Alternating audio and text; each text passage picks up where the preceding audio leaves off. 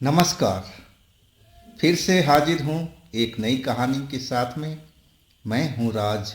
आप देख रहे हैं हाईवे 33। दोस्तों, आज की जो कहानी मैं आपको बताने जा रहा हूँ, ये कहानी टैक्सी ड्राइवर की है जिनका नाम राहुल कुमार है। ये घटना 2013 की है। राहुल अपनी टैक्सी लेकर के और एक कस्टमर को छोड़ने गांव गए हुए थे, गांव की साइड में, ग्रामीण क्षेत्र में। और जब कस्टमर को छोड़ करके वो निकलने लगे, तब इनके साथ में ये घटना हुआ था। और रात के करीब 11 बजे की बात थी।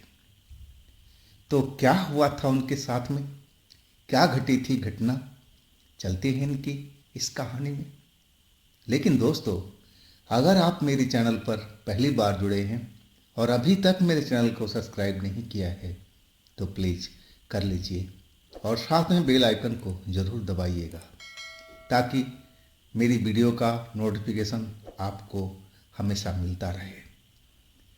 और हाँ दोस्तों, अगर आपके पास भी ऐसी कोई घटना है, ऐसी कोई कहानी है जो आप मुझे भेजना चाहते हैं, तो आप मेरे इंस्टाग्राम पर या मेरे व्हाट्सएप नंबर पर अपनी कहानी, अपनी घटना को शेयर कर सकते हैं। तो चलते हैं आज की कहानी में। दोस्तों, मेरा नाम राहुल कुमार है। बात 2013 की। मैं एनसीआर में रहता था, दिल्ली फरीदाबाद के पास में, और मैं टैक्सी चलाने का काम करता था। मैं लगातार 5 सालों से यही काम कर रहा था। मेरे पास खुद की अपनी टैक्सी थी और इसी टैक्सी के आय से मैं अपने घर परिवार को चलाता था, संभालता था। कहा जाए तो यही एक आय का साधन था। अब उस रात की आपको बात बता रहा हूँ जिस रात को ये घटना हुई थी। मेरे घर से और थोड़ी ही दूरी पर एक हमारे कस्टमर थे, पुराने कस्टमर, और उनको गांव देहात के साइड में जाना था, जो हमारे घर से लगभग 100 किलोमीटर की दूरी पर था। ये बुकिंग जो किए थे, हठात किए थे, उनको इमरजेंसी थी गांव जाने की। हाँ, मैं सारा काम छोड़ करके, अब वो पुराने कस्टमर थे तो उनको लिए तो सोचना ही था, हमें उनको लेकर के चल पड़ा था। जब हम वहाँ पहुँचे थे तो रात के 10 बज गया था, है कि हम तो शाम को लेट ही निकले थे।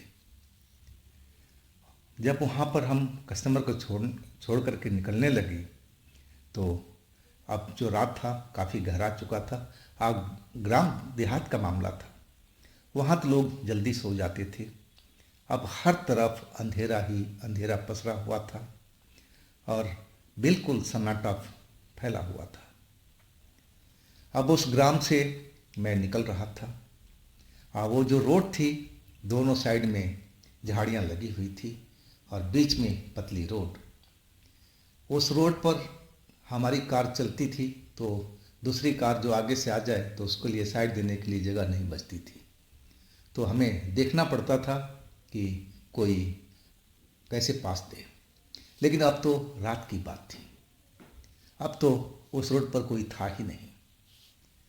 और वही मैं अपना टैक्सी चलाते हुए आगे की तरफ बढ़ रहा था और एक जगह पर मेरी टैक्सी रुक गई। अब अच्छी भाली मेरी टैक्सी थी, कोई खराबी नहीं थी, तो आखिर हुआ क्या, क्यों इंजन बंद हो गया। मैं अब टैक्सी में बैठे बैठे ही अपना टैक्सी स्टार्ट करने का कोशिश करने लगा और बाहर तो अंधेरा था, दोनों साइड में झाड़ियाँ थी। अब मुझे कुछ समझ में नहीं आ रहा था कि अचानक मेरी टैक्सी में हुआ तो क्या हुआ। लेकिन टैक्सी काफ़ी कोशिशों के बाद स्टार्ट नहीं हुई। मुझे आखिरकार टैक्सी से बाहर निकलना पड़ा और अपने बोनट खोल करके इंजन को देखना पड़ा। लेकिन हर चीज़ अपनी जगह पर सही था। अब जो परेशानी थी, दिक्कत थी, वो तो मुझे अब समझ में नहीं आ रही थी कि आखिर हुआ तो क्या हुआ। हम उस गांव से करीब करीब 2.5 किलोमीटर दूरी पर आ चुके थे। अब मैं ऐसी जगह पर फंसा हुआ था कि कैसे जाऊं। अगर गांव में उनके जाना होगा तो अपनी टैक्सी छोड़कर ही जाना पड़ता है। आज सिंगल रास्ता है, तो अगर मैं टैक्सी इस जगह पर छोड़ दिया या गांव की तरफ लौट गया तो आगे से कोई साधन आएगी तो उसको तो निकलने के लिए जगह ही नहीं बचेगी। और ऐसा मैं नहीं कर रहा था। मैं अपनी टैक्सी को दोबारा से देखने लगा, दोबारा स्टार्ट करने लगा कि मेरी टैक्सी कैसे भी करके स्टार्ट हो जाए, लेकिन टैक्सी ना स्टार्ट हुई। मैं अभी इंजन के पास में ही था और उसके अंदर झांक रहा था, बोनट के अंदर में, कि अब मैं करूं तब क्या करूं। तभी मेरे पीछे एहसास हुआ कि कोई मेरे पीछे खड़ा है। जब मैं मुड़ करके देखा तो मैं हैरान रह गया था, एक पल के लिए चौंक सा गया था। एक 30-35 साल की औरत मेरे से थोड़ी ही दूरी पर खड़ी थी और वो मेरी तरफ अपनी बड़ी बड़ी आंखों से मेरी तरफ घूर रही थी। हाँ, उसके जो चेहरे के बाल वगैरह थे बिल्कुल बिखरे हुए लग रहे थे, जैसे वो काफ़ी दिनों से नहाई ना हो। जो कपड़ा पहन रखी थी बिल्कुल वाइट सफ़ेद, वो भी अब लग रहा था कि कई जगह से फटा हुआ है, अब मटमैला सा दिख रहा है। अब मैं उस औरत को देख करके चौंक तो गया था। औरत की जो नज़र थी मेरे ऊपर थी या मेरे गाड़ी के ऊपर में थी, मैं तो बोल नहीं सकता, लेकिन लगातार अपनी मोटी मोटी आंखों से घूरती जा रही थी। उसका जो पलक था वो नीचे गिर ही नहीं रहा था, उसकी आंख झपक भी नहीं पा रही थी। अब कुछ देर देखने के बाद मेरे बदन में सिहरन सी होने लगी थी कि ये क्या बला है और ये इस सड़क पर, इस सुनसान सड़क पर कहाँ से आ गई।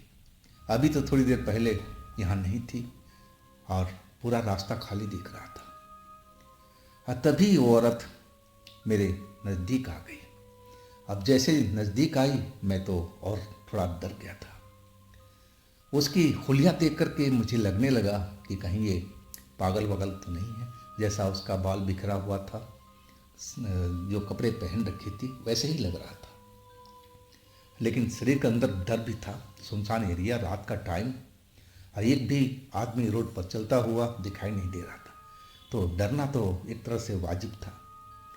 और वो मेरे नज़दीक आकर के अब कार की तरफ देखने लगी और कहने लगी, खराब हो गया है कार। बड़ी उसकी जो आवाज़ थी थोड़ा गंभीर था, भारी था। मैं कुछ नहीं बोला।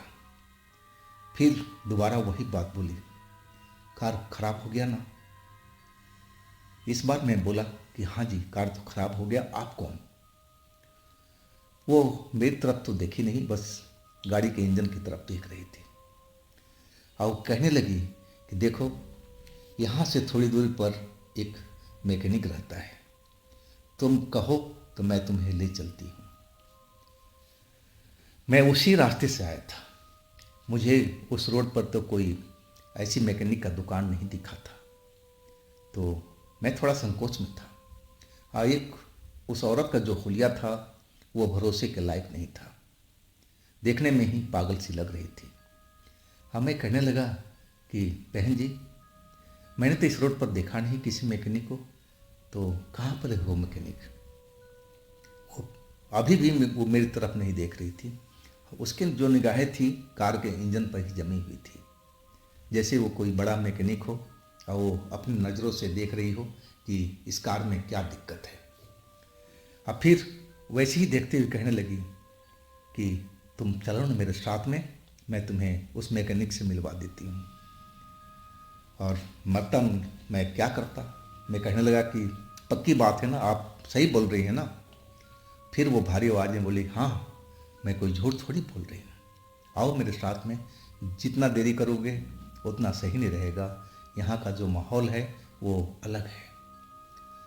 मैं उसकी बात को समझ नहीं पाया कि किस माहौल की बात कर रही थी, लेकिन वो एरिया में मैं 2-4 बार आया था उसी कस्टमर को छोड़ने के लिए, और मैं समझा कि पता नहीं किस एरिया की बात कर रही है, क्या बात करना चाह रही है। लेकिन मैं चाह रहा था कि कैसे भी मेरी गाड़ी स्टार्ट हो जाए, कोई मैकेनिक मिल जाए तो हमारा काम तो हो जाएगा।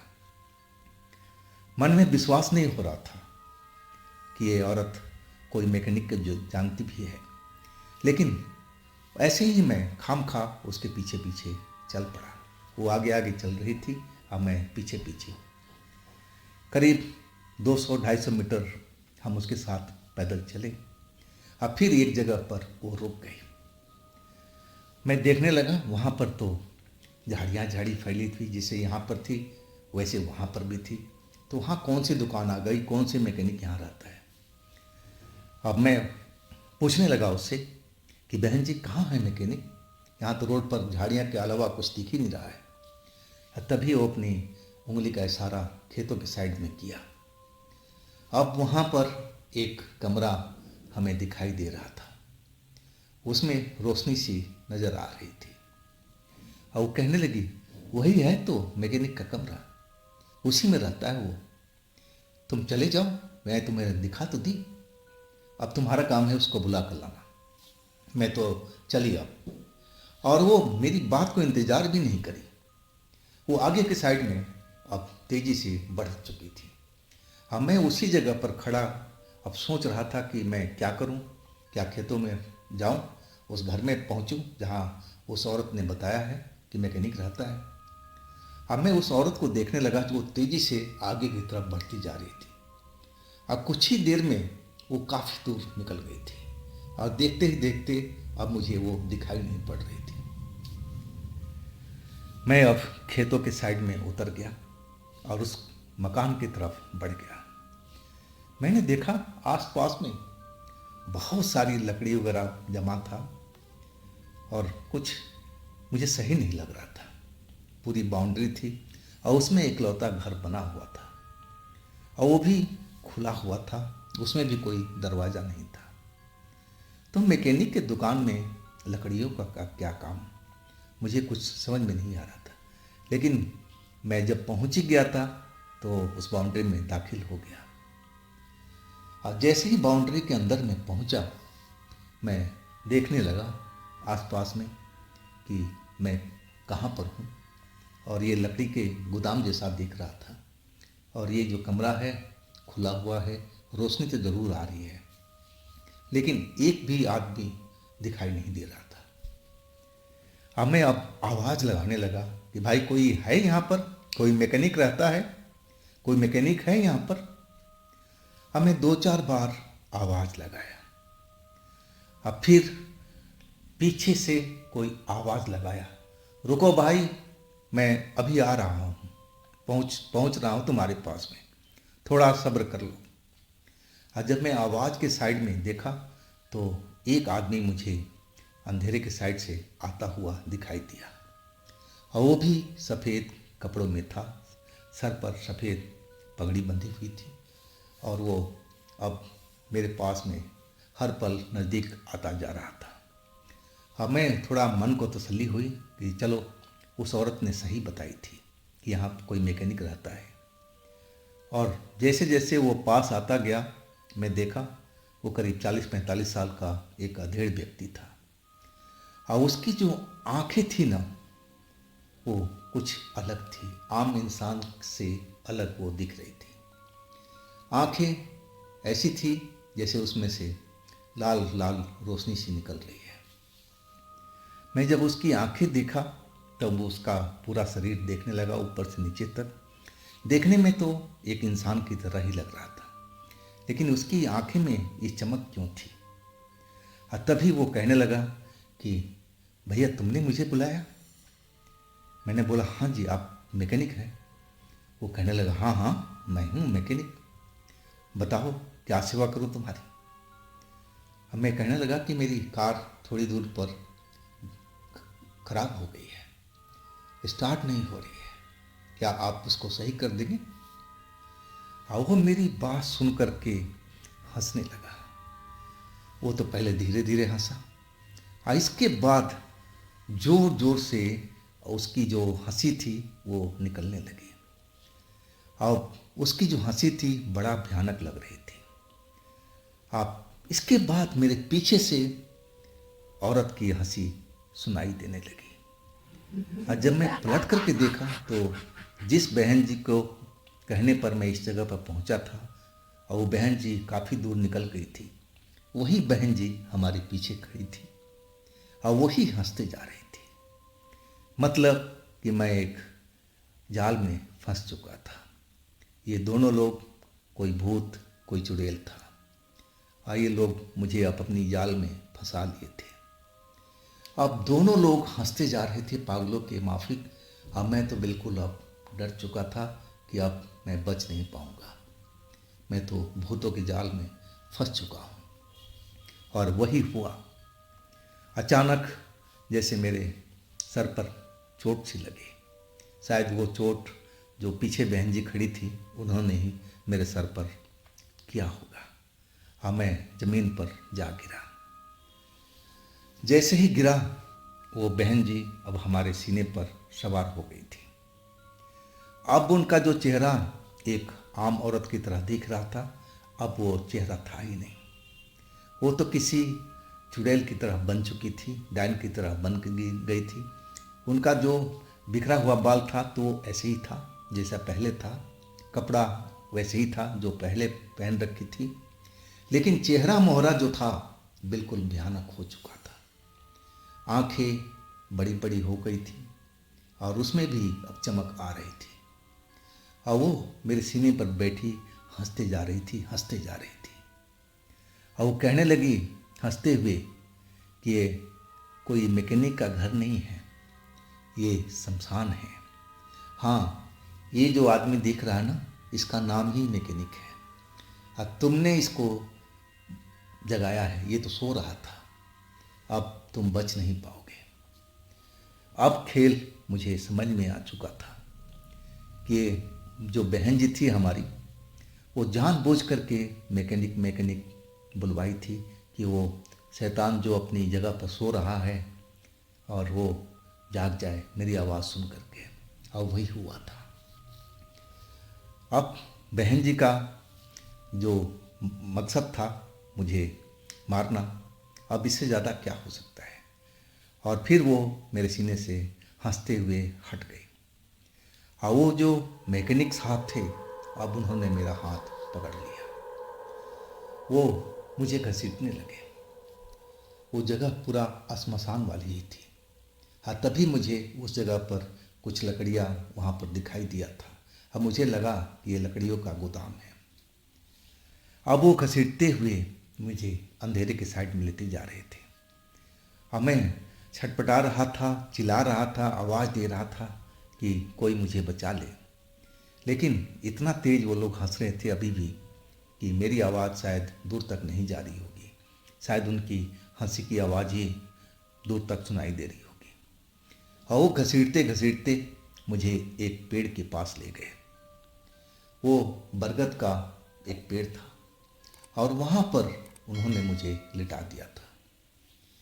और वो जो बहन जी थी साथ में थी हमेशा अपने मैकेनिक को मदद करने के लिए। अब उन्होंने मेरे ऊपर में कोई जादू अपने हाथों से करने लगी। और जैसे ही वो जादू किया, मेरा सारा शरीर जो हिलडुल रहा था, मैं कोशिश कर रहा था कि मैं उठूं, भाग जाऊं, लेकिन अब तो जैसे लग रहा था कि मैं पंगु हो गया। मेरे अपने हाथ पैरों पर कंट्रोल ही नहीं था, जैसे मैं एक पंगु बन चुका हूँ। और ना मैं अब चिल्ला पा रहा था, ना कुछ भी अपने शरीर में हरकत कर पा रहा था। अब फिर मेरी इसी हालात में छोड़ करके और वो दोनों लोग आगे की तरफ निकल गए थे। अब न जाने उनका क्या प्लान था। अब फिर देखते ही देखते वो लोग अंधेरे में गायब हो गए थे। मैं उस पेड़ के पास में ज़मीन पर पड़ा हुआ अब भगवान को याद कर रहा था कि हे प्रभु, आप मुझे बचाइए, आप मुझे बचाइए। मैं कहाँ पर आके फंस गया हूँ, अब मैं क्या करूँ। जो भी प्रार्थना हो सकता था मैं मन ही मन करने लगा था कि अब हमारी रक्षा भगवान ही कर सकते हैं। और तभी जिस बरगद के पेड़ के पास में मैं नीचे पड़ा हुआ था, और वो बरगद का पेड़ में हलचल सी हो गई थी। और मैं जब उधर निगाह किया तो देखा कि उस बरगद के पेड़ से एक अधेड़ व्यक्ति उतर रहा है।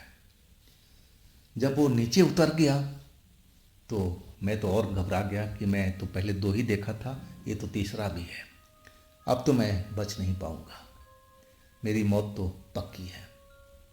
अब वो अधेड़ व्यक्ति अब पेड़ से हमारी पास में आकर के खड़ा हो गया। अब मुझे घूरने लगा था, नीचे से ऊपर तक घूरता हुआ और कहने लगा, अरे तुम यहाँ पर कैसे आ फंसे? क्या तुमको मालूम नहीं कि ये शमशान है? मेरी आवाज़ तो बिल्कुल बंद थी। मैं बस सर ही नहीं हिला पा रहा था, न बोल पा रहा था कि मैं कुछ अधेड़ से बात करूं, बताऊं, लेकिन मैं कुछ भी नहीं कर पा रहा था। बस उसको देखते जा रहा था। जब मैं जवाब नहीं दिया तो 2-3 बार बोला, नौजवान तुम हो कौन और यहाँ पर कैसे आए? और ये लोग अच्छे लोग नहीं हैं, ये तुम्हें मार देंगे, तुम्हें इस जगह से भाग जाना चाहिए, नहीं तो ये तुम्हें मार करके खा जाएंगे। अभी मौका है, तुम इस जगह से भाग जाओ, तुम देरी मत करो। लेकिन वो बोलते जा रहे थे, लेकिन मैं भागूं तो कैसे भागूं? मेरा शरीर पर तो कंट्रोल ही नहीं था, ना मेरा हाथ उठ रहा था, ना मेरा पैर उठ रहा था, ना मैं करवट बदल सकता था। तो भागने की तो दूर की बात थी। जब कुछ देर तक वो मेरी तरफ देखते हुए बोलते रहे, हर बार कहते थे कि जल्दी उठ, भाग जाओ, लेकिन मैं उनकी किसी बात का जवाब नहीं दे रहा था। दूं तो कैसे दूं, ना तो आवाज़ निकल रही थी। और तभी शायद उनको समझ में आ गया था कि मेरे ऊपर में कोई जादू किया हुआ है, और वो मेरे पास में आकर खड़े हो गए और कहने लगे, घबरा मत, मैं समझ गया हूँ, तेरे ऊपर कुछ किया हुआ है, तभी तू इस तरह पंगु बना हुआ है। अब फिर उन्होंने मेरे शरीर पर अपना हाथ फेरना शुरू कर दिया। जैसे जैसे मेरे शरीर पर हाथ फेर रहे थे, अब मेरे शरीर में जैसे ऊर्जा आती जा रही थी। मेरा शरीर का हर एक अंग अब काम करने लगा, और जैसे ही मैं एक्टिव हुआ, उठ करके खड़ा हो गया। अब मैं उनके तरफ अपने हाथ जोड़ लिया कि बाबा आप कौन हो, और देखिए मैं किस जगह पा के फंसा हूँ। ये दोनों लोग पता नहीं कौन थे जो मुझे यहाँ तक बहला फुसला के लाए हैं मैकेनिक के नाम पर। मेरी गाड़ी खराब हो गई है। अब वो जो अधेड़ व्यक्ति थे वो सोचते हुए कहने लगे कि देखो तुम्हारे पास ज़्यादा टाइम नहीं है, वो लोग आते ही होंगे, उनके साथ कुछ और लोग भी हों, और वो सब मिल करके तुम्हारा मांस को खा जाएंगे, तुम्हारा खून पी जाएंगे। हाँ मैं कह रहा हूँ कि तुम यहाँ से भाग लो, और सुनो, मुड़ करके इस तरफ मत देखना, भागते हुए जाना, और जहाँ जाना है पहुँच जाओ, लेकिन मुड़ करके वापसी इस साइड में मत देखना, नहीं तो एक बार मुड़ करके और तुम देख लिए ना, तब तुम्हारी हालत ऐसे ही हो जाएगी जैसे पहले थी। अब मैं फिर कुछ नहीं कर पाऊँगा, ये लोग शैतान हैं। मैं कहने लगा कि बाबा आप कौन हैं? वो बाबा मेरी तरफ देखते रहे और कहने लगे कि मैं भी एक आत्मा हूँ, लेकिन मैं इनकी तरह नहीं हूँ। अब तुम देर मत करो, जल्दी से इस जगह से निकल जाओ, जहाँ जाना हो तुम भाग जाओ, यहाँ से इस एरिया से दूर निकल जाओ। मैं अब देर नहीं किया था, मैं उस जगह से दौड़ते हुए खेतों से निकला और फिर मैं रोड पर आ गया जहाँ मेरी कार खड़ी थी। अब मैं एक बार कोशिश करना चाहता था कि मेरी कार स्टार्ट हो जाए, अगर नहीं होती तो मैं उसी क्लाइंट के गांव लौट जाता दौड़ते हुए, और मैं रात वहीं गुजारता। मेरा प्लान यही था, लेकिन मैं जैसे ही कार के अंदर पहुंचा, कार स्टार्ट किया तो कार मेरी स्टार्ट हो गई।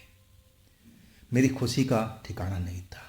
अब फिर मैं काहे के लिए रुकना, मैं अब तेज़ी से कार को आगे दौड़ा दिया।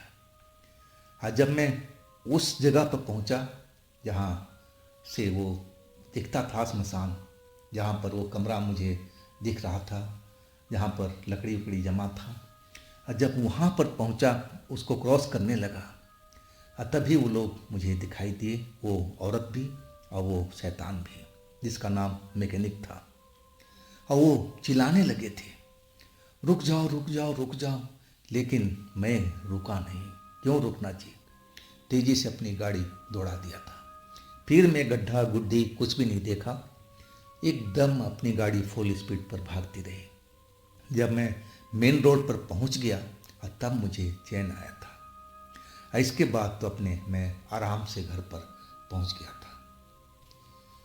घर पहुंच कर के अब मेरी हालत तो थोड़ा बिगड़ गया था, डर के कारण से शायद, और मुझे बुखार भी आ गया था। शरीर में दर्द, बेचैनी, घबराहट हर तरह से मुझे लगने लगा था। अब घर के लोग सारी कहानी समझ पाए थे, सबको बता दिया था कि मेरे साथ में ऐसा ऐसा बात हुई है। अब सुबह तक हम उसी तरह थे, दवा भी खाए और लेकिन आराम नहीं मिला। सुबह होने के बाद में अब जो मैं नींद से जागा ना, थोड़ी बहुत नींद लेकर के, तब मुझे लगने लगा कि अब मेरा शरीर ठीक है। जो घबराहट थी, जो बेचैनी थी मेरे अंदर में, वो अब कम हो चुकी थी, और जो शरीर में बुखार भी था वो बिल्कुल नॉर्मल हो चुका था। शायद डर के वजह से ही ये मेरे साथ में हुआ था। लेकिन घर के लोग माने नहीं, मुझे एक ओझा तांत्रिक के पास में ले गए थे। अब तांत्रिक अपना वो जो कुछ करना था करके बोला कि अब ठीक है, कोई दिक्कत की बात नहीं है। लेकिन मुझे पूरा विश्वास था कि मेरे साथ में ऐसा कोई हुआ नहीं था, कोई वो साया मेरे ऊपर में आया नहीं था।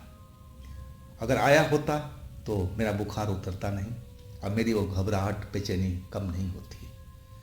अब तांत्रिक तो इलाज कर दिया था, इसके बाद तो मैं बिल्कुल सही था ही।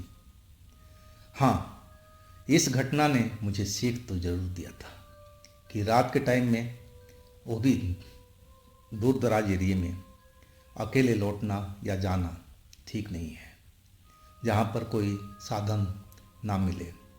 हाँ, मेन रोड हो तो अलग बात है, लेकिन ऐसे गांव के रोड पर अकेले जाना ठीक नहीं होता। ना जाने कौन कब इंतज़ार में बैठा हो दबोचने के लिए। तो दोस्तों, ये थी आज की कहानी। अगर आपके पास भी ऐसी कोई घटना है जो आप मुझे बताना चाहते हैं, तो आप मुझे इंस्टाग्राम पर या मेरे व्हाट्सएप नंबर पर अपनी घटना को शेयर कर सकते हैं। और हाँ दोस्तों, ये भी चैनल आप ही का है, तो इसको भी अपना प्यार दीजिए, लाइक कीजिए, सब्सक्राइब कीजिए, शेयर कीजिए। हाँ, फिर हम मिलते हैं अगले रोज़ एक नई घटना, एक नई कहानी में। आप लोग अपना ख्याल रखिएगा। नमस्कार।